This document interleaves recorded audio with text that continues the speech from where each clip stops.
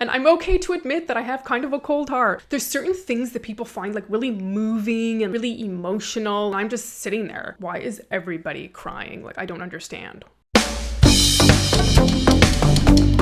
So I am approaching my 30s.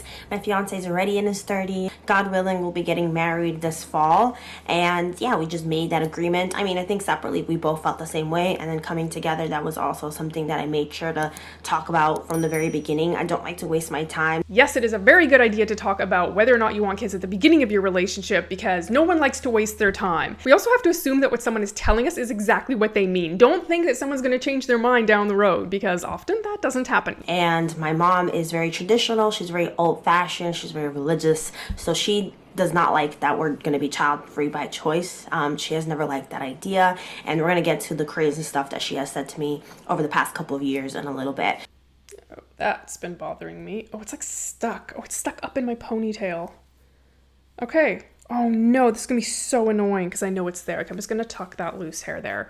Pretend you didn't see me do that. But basically, I've always felt this way. I feel bad because I used to say, oh, I don't like kids, I hate kids. And hate is a very strong word. I didn't mean that. That just comes out of frustration because at my job, my fiance is a zookeeper. I've never met a single person in my life that's a zookeeper as a job. When I worked seasonally trying to facilitate interactions between children and animals, it's really hard, especially if the children are not cooperating and the parents are glued to their phone or something. It's a little stressful when people, even adults, don't have respect for animals. That must be really frustrating though, because she's trying to do a job and it's not working out and people aren't paying attention.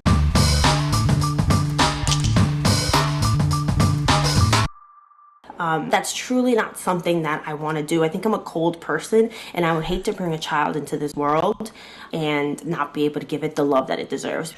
A part of her talking about being a cold person is really funny because I've always thought that about myself. There's certain things that people find like really moving, really emotional, and really touching. I'm just sitting there like, why is everybody crying? Like, I don't understand. There's no tears. I'm very dry-eyed here. Over the years that I've been with my husband, he has chiseled away at my stoned heart, and I am a little bit more feeling than I used to be, which maybe is not saying a lot. So if you ever see me cry in a video, it's because something is really wrong or I'm getting really soft in my old age. The child does not have a say in being conceived. Do you know what I mean? Like, they're just here. It's not a consensual thing. Like, I would like to be born into this world. So that being said, I wouldn't want to be in a position where I cannot give this child everything they deserve. And I think we'd like to be optimistic and say like, hey, it's going to be different when it's your child, but you don't know that that's not a guarantee. And I'm not willing to take that chance with a living, breathing person. And that's always something people say to you. They're like, oh, when it's your own, you're just gonna like melt. You're just gonna know how to be a mom. You're just gonna like love it. But then you read stories about moms that assume that's going to happen to them and it doesn't, and they just don't feel connected to their child at all. And to me, that sounds horrible. Like, can you imagine you had this baby and you're just like, like I'm just kind of feeling neutral about it? I always felt that I didn't want kids, and that feeling has only gotten stronger as I've gotten older. I feel like people are very dismissive to people who don't want kids, especially if you're kind of on the younger side. It's like if you're young and you have a baby, it's like you're too young to be having that responsibility. But if you're young and you say you don't want kids, then you're also too young to be making that decision. Oh, it makes no sense. Something's missing. Something's missing, all right. It's like you cannot win with certain people. Like, yes. It doesn't matter what you do or what you say. They always have a problem. There's always a stigma with what you're doing. I am surrounded by people that really, really love kids. So I'm super excited for when my best friends have children, because both of my best friends absolutely adore kids, and they're both in like fields that help kids in some way. One of the most interesting courses I took in graduate school was pediatric development. You got to see and learn what normal development was versus abnormal development. And while I was never interested in working in pediatric physical therapy, I always found it incredibly fascinating. I do watch a lot of mommy vloggers, not the exploitative type. Nothing makes money on YouTube like kids and babies. Nothing. But and pregnancy. Like the normal day-to-day moms that just share their struggles or the way that they're navigating through motherhood. I love those types of videos. Personally, I don't really enjoy watching that. I have watched some just to try to understand, like, why do people find it so fascinating to watch mommy vloggers? It definitely confirms in my mind that that's just not my path. But I'm happy for the moms that enjoy what they do. And, I never understood the sacrifices my mom made being my mom until I was much older. I can see that being a mom is such an amazing, challenging, rewarding job. Yes, moms sacrifice a lot, and most moms, obviously not all moms, but most moms are really amazing. Definitely appreciate mine. Right now, my fiance and I are pretty set on not having kids, and my mom just cannot deal with it. It's really hard on her. I get it, she has a very traditional, in my opinion, antiquated way of thinking, because they often say, and I'm sure you've heard this before, who's going to take care of you when you're old? And I'm not going to have a child just for the sole purpose of having a backup plan of what to do when I'm elderly. I think a lot of times we kind of get this flack, like if you choose not to have kids, like, oh, no one's going to be there for you. Because my parents are really old, they're in their 70s, and I would never tell this to them personally, but it's daunting to think about my parents and what I'm going to have to do once they get to a point where they can't be by themselves, or they might not be able to take care of themselves.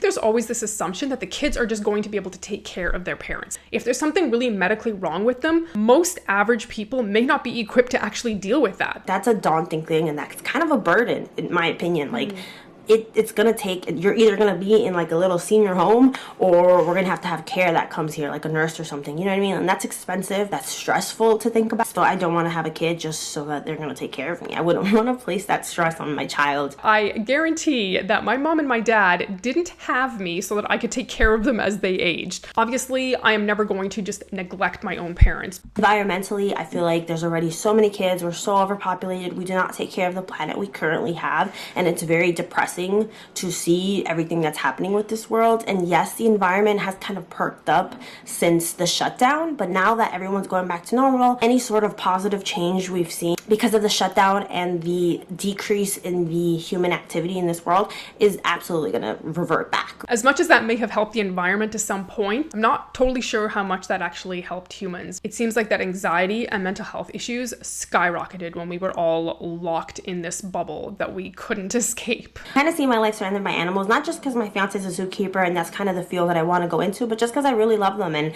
the idea of having pets to me is just a lot of fun. It's very rewarding. It's very fulfilling. And I know my mom hears that and she's like, what are you talking about? I got guinea pigs last year, or almost 2 years ago, and she was so offended. She was so offended that I would possibly get guinea pigs instead of wanting to have kids. I have a very dysfunctional relationship with my mom. She's very intense. She's very extreme in her opinions, and there's no other way other than the way that she's talking about. Also, side note, I don't really have a lot of family. We both don't have family on either side. So I never grew up with grandparents. I never grew up with like a bunch of cousins and stuff. All my family is overseas, and I would see them occasionally, but there's a level of detachment there. So I can imagine that can be really hard when you don't have that family support, which, man, I really hope she has a good friend group, because that's important. So it's not like my child would be coming into a world with a big family. That would not be the case. I don't feel like I'm missing out. I don't feel like I'm going to regret it. I feel like all my life people always tell me I'm going to regret. You're going to regret that decision. You're going to regret this and that. Yeah, that's why you should never have a baby for somebody else. Because, I mean, there's always the promises like, oh, I'll help you, or it's your duty, or it's the right thing to do.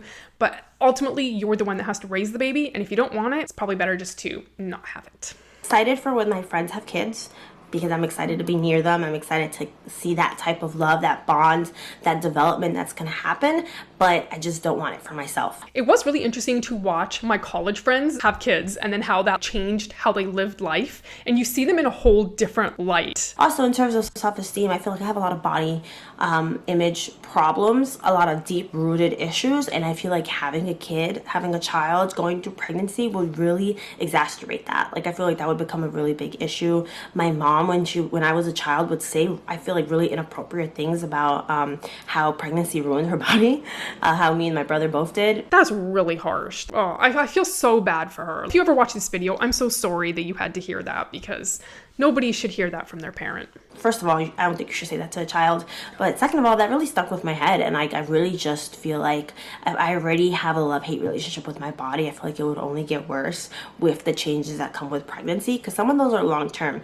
A lot of us have had some type of body image issues, whether it's in the past or whether it's ongoing. Pretty much all of my friends have kids, and I've only ever had one friend tell me that she likes her pregnancy body better than her pre-pregnancy body. Like, she just said she filled out in all the right places and she just looks amazing. That was just a huge perk that she wasn't expecting. She's probably a bit of a rare exception.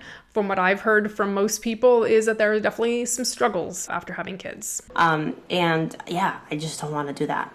I'm just not about that life, guys. It is so important for us child-free people to be vocal about why we want to be child-free, and this is why it's important.